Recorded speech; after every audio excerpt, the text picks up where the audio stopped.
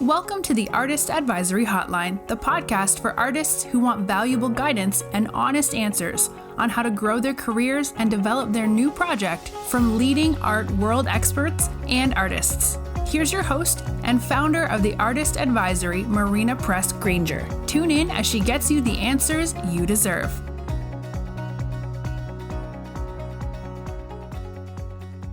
Hello, artists. Thank you so much for joining me today. I just got to say, I am so very inspired by all of you. I love seeing all your Instagram posts, and I am working with such an amazing group of artists right now. So if you're listening and we're working together, I just want to say thank you so much. You truly inspire me, and I am so driven by what you do. I just thank you so much for vibing with me. I'm on like cloud nine with the artists who are in my sphere. So thank you so much. Big appreciation to you. So today we have a really cool interview with Charuka Arora. She is the founder of Arts to Hearts magazine and Arts to Hearts project. And this is such a special magazine because it's specifically for artists. And there are articles of really good advice, but also there's one really amazing article in this current issue called The Worst Advice You've Ever Gotten. I'm actually going to read one of the worst advices that artists have gotten. Because it's like, what is it? I mean, this is such a good title. And this one was good. You need to make your art more sellable. So change your art to what sells in the market. Oh, that is kind of the worst advice because how are you going to actually make work that you're not inspired to make? Okay. What really sells is what you're excited to make because ultimately what's going to sell it is your enthusiasm and the vibe you have around it. So if you really are enthusiastic about it, that is one of the biggest keys energetically to making those sales, right? So anyway, I love this episode that I'm bringing you because Charuka invited me to curate the second ever issue of Arts to Hearts magazine. So we're going to talk about the magazine and her mission for her project. I just want to say that the open call for the second issue is open through December 14th. So December 14th is the last day that you can apply, and it's an open theme and it's open to women and women ex artists. I really recommend that you apply because it's such a beautiful publication and it will just be such a good addition to your CV and also so cool to have this in print. It's available through Amazon, so you can order it and it comes to your house in like 2 days, or you can download it instantly as a digital download on your iPad or whatnot. And it's just so beautifully made and so beautifully produced. So, Charuka, congratulations. And we'll talk a little bit more about it in this interview. I also wanted to ask Charuka about her upcoming uh, collection that she's launching of paintings. It's actually just came out. And this collection of paintings is just so stunning. First of all, it's mixed media. And when you open it, it feels like a piece of jewelry, like an heirloom piece that you're getting, because she is recreating haar necklaces. And haar necklaces are very luxurious heirloom pieces of jewelry that mostly very well to do and amazing people wear. So, like, the collection is called Rani, and it's for the Maharani and all of us. And Maharani is the Indian word for queen or the feminine word for royalty. And so this is just such a great collection. She launched it and it's linked in our show notes. So you can take a gander and look to see what it is. And we'll talk about it in the interview as well. but she's so inspiring. And I'm so honored to know this woman. It was truly amazing to record this podcast with her. So, without further ado, here we go. Hello, and we are here with Charuka Arora, an artist who is so fantastic and the founder of Arts to Hearts Project and Arts to Hearts magazine. Hello, Charuka. Hi, Marina. Thank you so much. I am so excited to see you back again on your podcast this time. Thank you for having me. Yeah, it was so fun getting to know you and coming onto your podcast. Everybody, you have got to tune in to Sharuka's podcast, which is Arts to Hearts, the podcast. Podcast. Yes. Yes. Amazing. Yes. So, and also, I gotta let you guys know we are recording this at 1 a.m. New York time, which is 11:30 a.m. in India, where India. Sharuka is. And where are you in India, Sharuka? Would you like to tell us? So yeah, right now I'm here in Delhi. I live between two cities, majorly, which is where I've been born and brought up, which is the city of Taj Mahal, Agra. That is where primarily my heart and soul lies. My beautiful studio that I'm very, very excited. I'm moving into a bigger, beautiful by the river studio with like, oh God, I'm very excited, very excited. That's where I am based out of since I've been born. And the other place that I keep living and right now where I am is in Delhi, which is a metro city, which is just 2.5 hours away um, from Agra. And this is where a lot of the work for Arts to Arts project, my other client work, and being in the city and all of that. So that's where I'm majorly based at. That is so cool. I feel like every time I talk to you, I'm amazed at all the things that you're doing. Like just before we started recording, you told me that you were at your friend's wedding, which is literally a whole, it's several days long, and then you take a Yes. break, and then there's another few days. And I am just fascinated. It sounds amazing.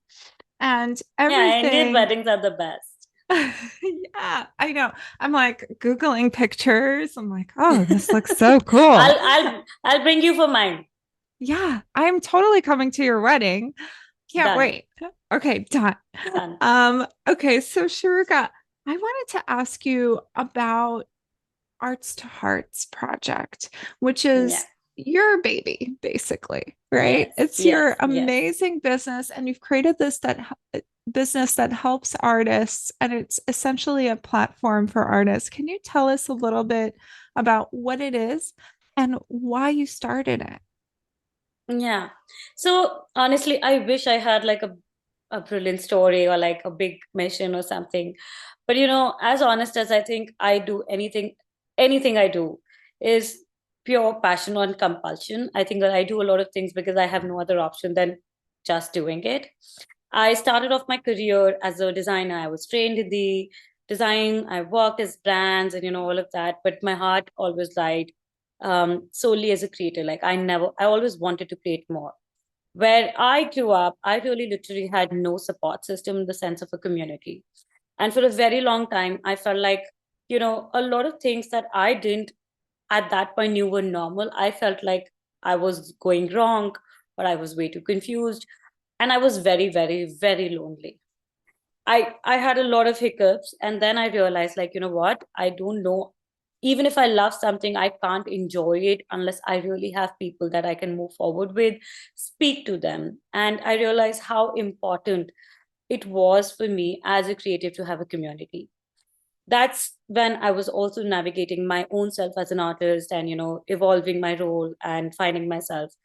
What really moved a lot of the needle for me was to able to find a few people, even though they were online, that I finally felt resonated with. They understood what I said, and for our first few conversations were always like, what I feel. This is what I'm feeling, and like me too. And I'm like, I always thought like I am the crazy one. I'm like, no, I feel this way too, or like all those crazy thoughts and like all of those things. And I realized, what, this is why in the few months in, I realized this is why I truly love being an artist, being a creative, truly creating, because I love the part of community and relationships, how people can come up with each other, collaborate, support, all of that. And that's how Arts to Hearts always started. For me, um, art is always one place that I can put my heart into, no matter where in the world I am.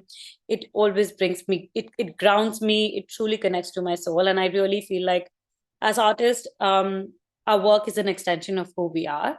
So that's how Arts to Hearts was born, a simple idea where I just wanted to, because I wanted to meet more people and connect more people. I'm like, why not begin with myself and like, build a community where I can also meet other people. And that started with, like, we did the podcast. I interviewed, the first year I interviewed over 110 people, women artists from all over the world. And we did open calls, we did virtual exhibits, we did workshops, we do editorials. And it's been over 2 years now. We just launched the Arts to Hearts magazine, which you are, the second issue is what you are curating, and I'm very, very, very excited about. So yeah, simple, like anything. The magazine came out of the vision that, I always saw, I love magazine, I love print, I love collecting books. But I also, like, while I was growing up as an artist myself, I feel like I've matured enough now.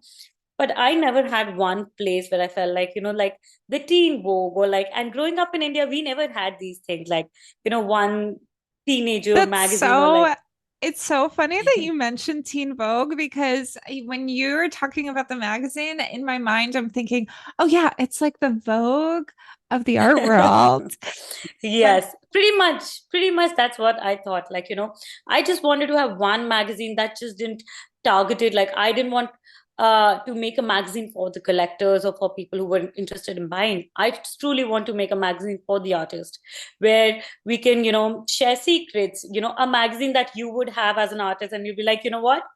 This is the one you should also have. You recommend your friends, and like, it's like a confidant where you feel like you're still connected with the world. And that's like this. So we, like, in the first issue, we've done a lot of interesting, like, lot of interesting content. Like, the first issue had studio and pets. So we interviewed women artists who have pets in their studios, and featuring their dogs and cats, and like, oh my their God. counterparts. And we both love Wow. that. I have Wow. three girls. You I have have three what? girls. I have three girls, three dogs. Oh my goodness. Oh, right. Okay. And I can't believe how quiet it is where you are because Oh, because they're not here with me right now. oh, I see they're That's why. in Agra. Yes. Yeah. Yes. So Oh my yeah, or goodness. So yeah, something. that's amazing. And it's just like so inspirational to go through something like that because and you're right, like the goal of this is also making genuine connections and they happen to be from a community that starts online and it's so genuine. I mean, look at us now. I'm going to your wedding. Yes. Do we have a date You'll yet? be wearing a sari. You're I going to cannot wear a wait. sari. I'm gonna need like Have 20 henna. saris. Yeah, Yes. I'm gonna need like Pretty 20 of much. them. Pretty much. You, all of them would need the same. Oh my God. You're not too much. Okay, I love this. I feel like I was born for this. Okay. So Yes. anyway, back to the magazine. It's so exciting to take a peek into artist studios and into their lives and Yeah. what they're thinking about. What are they working on and what are they doing? And it's so brilliant because while you're creating this as a magazine where artists can learn about each other and about what's going on and kind of also find maybe a niche for themselves, like a theme Yeah. that they see, oh, other artists are interested in this. And that's Yeah. so interesting to me You know, because, yeah, what, even what, when we started this magazine, one goal that I truly had was, I was sick and tired of artist bios and statements. I go through, I don't know, so many artist bios and statements a day. And I was like, I don't want another artist bio and statement, just an artist bio and statement on the magazine now. And I wanted the magazine to give more of who artists are. So we asked them questions, like the curated artists that we did in the first issue. We asked them questions like, you know, what would you do if you had no fear? How would your art look like if you had no fear? Or what would you tell the world if you had 30 seconds about your art? Or like really ask them questions and give away. Like with every page, I've been so cautious that, every page is so precious. We want to ask questions to artists that truly give them more, anyone who's looking at it, a lot more about who they are. And in the entire magazine is designed in a way like, we have an article on artist art pricing, or like an article on um worst advices you've heard as an artist. So we ask people of a community on what are the worst advices you've ever received, and we Okay, heard that tons. alone, Sharuka, that alone, I'm not even an artist and I'm like, "Oh, I got to read this. This is so fascinating." But I remember I was looking through this magazine at a newsstand and it was like inside people's apartments and they were all like creative types. I don't remember what magazine this was, but it was so interesting. And I know that your magazine is that plus everything else, because not only do you show us inside the artist's mind, you're also building a community with advice, right? And Yeah, like real world advice from people. yeah, And I'm so, yeah. so honored to be or to be a juror, to be a curator for your second ever Yes. edition. So tell us a little bit. I mean, I could tell us a little bit about it, but I would love to hear it from you. You are like the Anna Wintour of, but very nice. You're like a very nice Anna Wintour of this magazine. And I guess maybe I'm thinking of this designer, your previous career in design, and I'm Yes. it's literally like Vogue. I'm never gonna let it go, Sharuka. I'm sorry. So Oh, tell us a little bit about this upcoming issue and yeah. what are you looking for me to curate? So yes, I am very excited to see what you curate actually. And I think what's interesting is that we've been doing virtual shows and then now bringing the magazine. It's like every work in every different medium looks very differently and can be presented in a very different way. So far, when we were doing virtual shows, every time, any a curator would select or curate a show, and when I would put it up, and I would be very like, when it a show is finally hung, it looks way different than when it's in images. With print, I think just the tactileness of the print is just so wonderful, just so fulfilling. With this issue, this is the first ever call for art like we've done for the magazine. The first issue was an invite only issue, so we reached out to a few close members of the community, and I'm very, very grateful for the cover artist of issue one, which is Southeast Asia's one of the most desirable women artists, Ritika Merchant, a beautiful friend now. And I was so thrilled to have her on the cover and have her in the interview section. Now, with the second issue, we are doing a call for art, and this is like a end of year issue. And there's no theme, and there was a reason why we didn't want to have a theme, because we just wanted, like, with this issue, end of the year 2022, we just wanted to celebrate women in all forms and all works. And probably I want to be surprised with submissions. Honestly, that's when I love a no theme submission. Is like, I didn't think of this, I didn't know this was coming, and like, you know so I'm looking forward to seeing a lot more work. I hope you see a lot more beautiful work, and I think meaningful connections with every submission. I think this is like an extended family that we look at people, because there's one more connection that joins us. So I'm very excited about it. For anyone who wants to be a part of the magazine can join, submit. There's no barrigation. Everybody, all women artists, women x LGBTQ plus, are welcome to submit their work, and they can submit and find details on our website www.arts2heartsproject.com. And we'll have that information for you in the show notes as well. Just want to let you all know that the last day to submit is December 14th. Yes. So from the time we are recording, we already are 10 days, no, 9 days apart. So we only Yeah. have 9 days left to submit. Yeah. Well, yeah. While we're So, recording this. yeah, we'll see. We're going to see when the countdown is. Well, this episode will come out about a week with a week left for you to submit. But that's plenty of Yes. time because you can submit with 3 images, Yes. right? And Yes. that's enough. What's really interesting to me, I'm so honored to be able to do this, but look, I'm a Sagittarius. Whoever's listening, I'm like so into astrology and everything. And my favorite thing is travel and being global and getting all over the world. So this is why I'm so like I can't wait to come to your wedding. I can't wait to Yes. visit India. And I'm so Yes, please. excited that you've created this community in India that is global, truly global. You have connected with so many artists from all over the world. Yeah. No, I think It's, I also truly feel special about this because I never thought this was possible, to be honest. I never thought, uh, let global be it. I never thought I could have a community here as well. But I think sometimes, and anyone who's feeling the same way I ever did, I just want to tell them that sometimes what really changed for me is when I started to believe that if I wasn't able to find the kind of people I wanted in my closest geography, I do not have to limit myself. And I can find whoever, like you're sitting in New York, I'm sitting in India. We're two time zones apart, worlds apart, and we're working together, speaking to each other, doing so many things. And that's because truly because of alignment and how you resonate. And the moment I figured that, I could find my tribe, my people anywhere in the world, it just changed everything. yeah. Oh, that's so beautiful. I truly cannot wait to see all the beautiful artwork that is submitted, all the interesting, smart artwork that we're going to get. So, everybody, if you're listening, I would love to see you in this magazine. And the best way to get that going is to submit to the open call, and the details are going to be in the notes.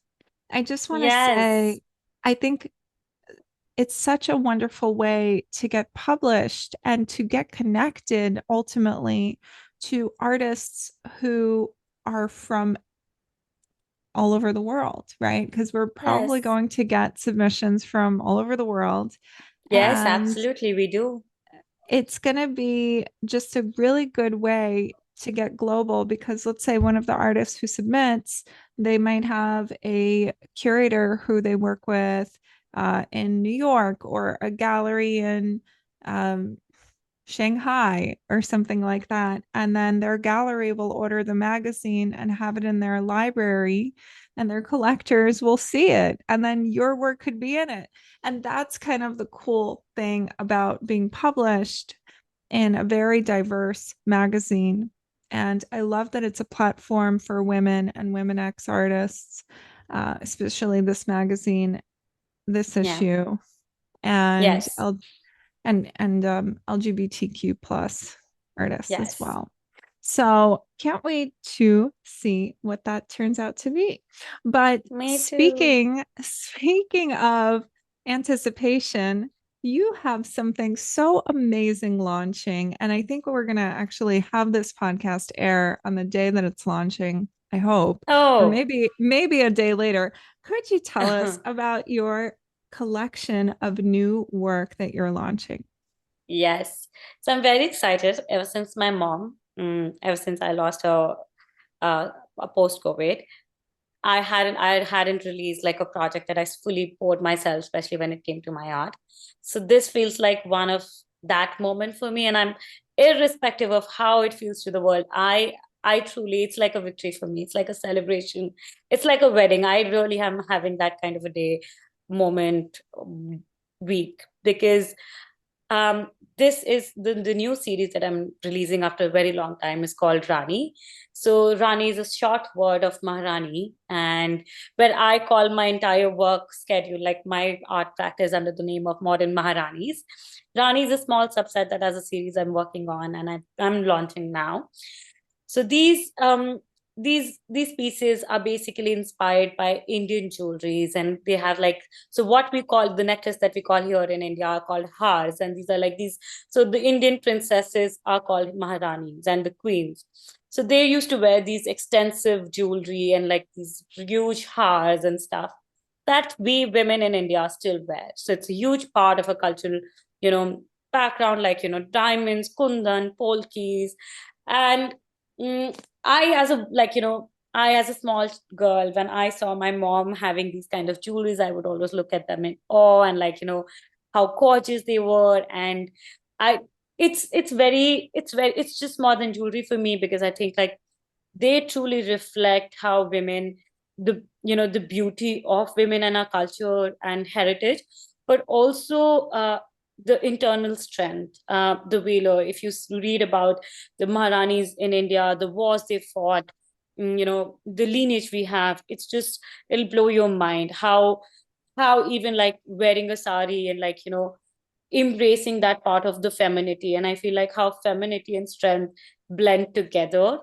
And this series is very special to me. It feels like an ode to my own mother, because it started off as a point of remembrance. So when I lost her in India, there's a pattern where a mother gives her like part of an heirloom, like their jewelry to their children, their daughter, that then goes passed on. When I lost my mom, I felt that gap a lot in my life, that in any time when I will be getting married, I wouldn't be able to share that experience with my mother. And I started looking at her things. I wear her clothes. I look at her stuff. And I constantly started to think about how I am missing a very big part of an heirloom in my own life. And that probably would never come to me, not from her hands, not from the way a mother will ever pass down. And I felt like I just felt like I was trying to fill that gap for myself. I started looking at her jewelry, I started looking all of those things, and I felt like, I wanted to create that in a non-tactile manner. And then I started to create like these necklaces in my work. And my work not is a mixed media. So I use embroidery, kundans, found really gorgeous. I collect materials from all over the country, Rajasthan, India, Agra, Jaipur, and like these are Indian embellishments. And I just started to play with them, and these shapes started to come. And I was like, probably this was what I was, feeling all throughout this. And then I fully downed myself. So this series is like, you'll see beautiful adorned. It's like a celebration of culture, womanhood, strength, heritage, all of it for me. And these are these gorgeous necklaces with mixed media and embroidered jewelry that I will be launching on my website, www.charuka.com. Oh, wow. Okay, we'll definitely have that in the show notes too. But Charuka, I want to ask you a little bit about the idea of an heirloom. I mean, I've seen your work before, and as a matter of Yes, fact, we connected so much because my husband gave yes, me his mom's engagement ring, and his mom passed yes, away, and the actual shape of the ring was very unusual. It's a flower. And yes, it was the exact same shape of a piece of jewelry that your mom had that you put into a painting. yes. And it was just stunning. It's a But very, it was a cosmic coincidence. yes, So I want to ask you the idea of an heirloom, we tend to think, okay, well, the heirloom is something that's special to the family, so you will be able to have it, right? Once you yeah, inherit it. But for you, it's also the act of having it passed on actively to you. Is that correct? yes. So tell me a I little think bit about that. Yeah. so. For me, heirloom, if you ask me truly, I see objects as pieces of stories. For me, everything tells me a story. And for me, a piece of an heirloom, it may be as precious as, gold, platinum, silver, or anything, but could be a piece of stone. For me, it is something that someone has lived a life with, has a purpose attached to it, and then is passed on to someone else. For me, that value, and ever since my mom passed away, I think I've been thinking about it more and more, because when some today, when she's not here, the only thing I think about is how she dressed. When I look at her clothes and I remember of days, this time, this day we were doing this, and she was wearing this. Or I remember my day starts with, always recalling how we were doing something, or whenever I look at something.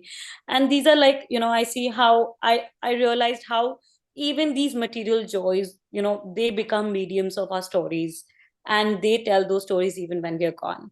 And I realized like how my mom she was a hoarder. She loved clothes and jewelry and all of that so much, and I would crave, and I would like, why do you want to waste so much of money, and like all of that. But today I realized like she's made so many investments to, like, at that point, in her material assets, in the sense of how she dresses, the jewelry she holds, that today I am able to take forward. And you know probably my sister or my sister-in-law, or like other members of the family, we are taking that part of her with us. And probably tomorrow, if I have my children, I will be able to, at least, I want to share. I can't share her with them, but I want to have some piece of her that I can at least show them, experience them. And that's an idea of heirloom for me today. While I was sharing that, I bought my, I had my friend's wedding. And before my you know before my mom's passing, I would never buy a sari, or like, do anything, because she was always there. I would always ask her, she would send me something. But this time I did like an entire wedding, which is like a quite a women focus, and there's a lot of stress around it. I managed all by myself. So I bought my first pair of sari ever by my own self, like no supervision, nothing. I just bought something that was me. So that became a pair of an heirloom for me, something that will tell my story for generations. And I'm going to keep that close to myself. And it's a part of who I am, and it'll be a part of who I am probably when I'm gone. Someone's going to look at that sari and going to tell, oh, how she bought this sari and why it's important to me. And I think that is and the only thing why I feel it incorporates in my work so much is because I always think about how I can make my work more survivable for generations. Like I want it, I truly, I want it to rust, I want it to age, but I still want it to survive. I love that aging process, but I want it to survive for generations. So like I know a painting in a tactile form will survive 40, 50, 60, or 100 years. And that probably, when we're not even here, there's quite a few generations ahead of us, they would still remember, oh my God, this painting was bought by, my ancestors, and they tell us a story of who we were. I really fantasize these things, and I feel it's very important to me. So ultimately, your paintings take on the role of being the heirloom. Yes, yes, Yeah. yes, Yeah. absolutely. And for many, many generations to come. Would you just tell us? I am fascinated when I see the detail and all the materials. Can you describe one of your paintings for us? For Yes. those of us who are listening, you may not have gone into your notes on your the episode notes and tapped Yeah. in because you're so tuned into our conversation. So Charuka, tell us a little Yeah. bit, give us a description. Yeah. So my work has a lot of influence from fashion. I was also trained in fashion design. I've been a fashion designer in my life. My mom, I think, was my first teacher of fashion. I have like literally uh, gone to alleys, and we've done sprees of shopping in little alleys, collecting materials and embroideries and this and that, and bringing them together. So I'm a very tactile person. I love texture. I love layers. So my work is a lot of layering. So I have cutouts, collage cutouts, and I have gouache layers, and then I have pearls, and then I have kundan jewelries, and then I have laces, and then there are tassels. So even though all of them, it's not, you will never feel, at least I feel like it's too much, like it's a mess. It's like an organized way of like, for me, it's like really like I try to blend my sensibility of fashion, jewelry, my Indian sensibilities of what I see and I like into the art form of painting, and blend it, have layers. Like when I see my work, and you can see like several layers, like you'll see like layer one, two, or three, and there's something beneath, and there are invisible layers. So I think it's a lot of texture. You can put it on the wall and you can see it stand out. Wow. Yeah, they look truly amazing in the snippets that we've seen so far. So, I want to share one more thing. Sorry. yes, yes. Something that I really want to share. I'm very, very, very, very proud of. You know, something for me that really matters and why this Rani collection is even more important. So the Indian typical jewelry is not only the buying of jewelry. It comes with a royal experience. It makes you feel a certain way that you've made an investment. So typically an Indian jewelry box, comes in this red box where there's the jewelry that you keep in your safe and cupboard. And while I was thinking like, when I make a piece of artwork, I think of not selling an artwork. I think of an experience. I want to make sure anyone who buys something from me will feel that bit of my heritage, that royalness in their lives from start to finish. And this time I was like, I was really thinking about my packaging with every series. I relook at how I want to package it. And I was like, I'm making these pieces of jewelry. I want to make sure that anyone who collects these pieces truly feels like they're collecting a piece of jewelry.